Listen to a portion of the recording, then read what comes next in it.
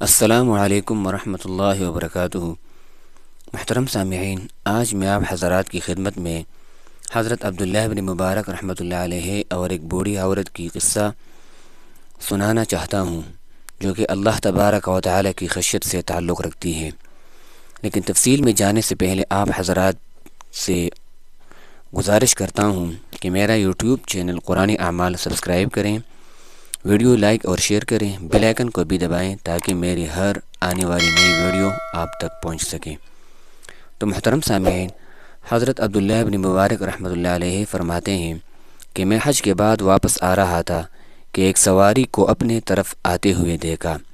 جب سواری قریب آئی تو مجھے پتہ لگا کہ اس پر کوئی عورت سوار ہے۔ میں نے اس کو سلام کیا۔ اس نے جواب میں کہا، سلام قولا من رب الرحیم۔ اس نے آیت پڑھی تو میں سمجھ گیا کہ اس نے میرے سلام کا جواب دیا ہے۔ میں نے پوچھا، آپ کہاں سے آ رہی ہیں؟ کہنے لگی، وَأَتِمُّ الْحَجَّ وَالْعُمْرَةَ لِلَّهِ، یعنی کہ تم حج اور عمرہ اللہ کے لیے مکمل کرو۔ میں سمجھ گیا کہ یہ زیارت حرمین شریفین کے بعد واپس آ رہی ہیں۔ میں نے پوچھا، یہاں کہاں؟ کہنے لگی، من یضلل اللہ فلا ہادی لہ، یعنی جسے اللہ گمراہ کرے اسے ہدایت دینے والا کوئی نہیں ہوتا۔ میں سمجھ گیا کہ راستہ بھول گئی ہے۔ میرے اندازے سے وہ بوڑھی عورت تھی۔ میں نے پوچھا، اماں کدھر جانا چاہتی ہو؟ کہنے لگی، ادخلوا مصر ان شاء اللہ آمینین۔ میں سمجھ گیا کہ شہر جانا چاہتی ہیں۔ میں نے اس سے کہا کہ مجھے بھی شہر جانا ہے، لہذا میں آپ کو راستے کی رہنمائی کر دیتا ہوں۔ کہنے لگی، وَأَحْسِنُوا إِنَّ اللَّهَ يُحِبُّ الْمُحْسِنِينَ، کہ تم نیکی کرو، اللہ تعالی نیکوکاروں سے محبت کرتے ہیں۔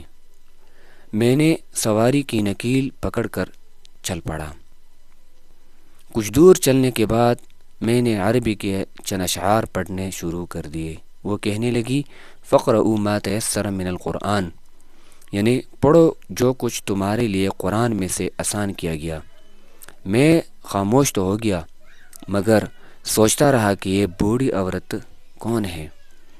میں نے کچھ اس کی گھریلو تفصیل معلوم کرنا چاہی تو اس نے کہا، لا تسألوا عن اشیاء ان تبد لکم تسؤکم، کہ میں سمجھ گیا کہ گھریلو معاملات میں بات نہیں کرنا چاہتی۔ میں چلتا رہا۔ شہر کے قریب آ کر میں نے اس سے پوچھا، شہر میں آپ نے کس سے ملنا ہے؟ کہنے لگی، المال والبنون زینت الحیات الدنیا۔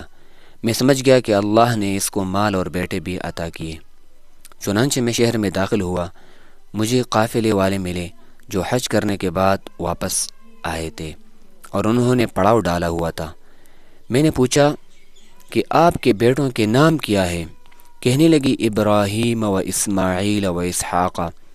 میں سمجھ گیا کہ اس کے بیٹوں کے یہ نام ہیں۔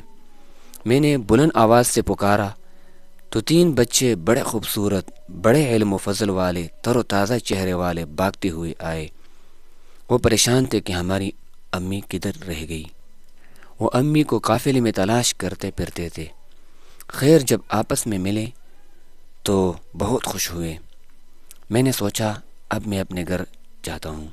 اس وقت اس عورت نے قرآن پاک کی پھر ایک آیت پڑھی، وَيُطْعِمُونَ الطَّعَامَ عَلَى حُبِّهِ، بچوں کو اشارہ کیا کہ کچھ کھلاؤ۔ بچے کچھ پھل لے کر آئے۔ میں نے کہنے سے معذرت کی۔ اس نے آیت پڑھی، انما نطعمکم لوجہ اللہ، ہم تو اللہ کی رضا کے لیے آپ کو کھلاتے ہیں۔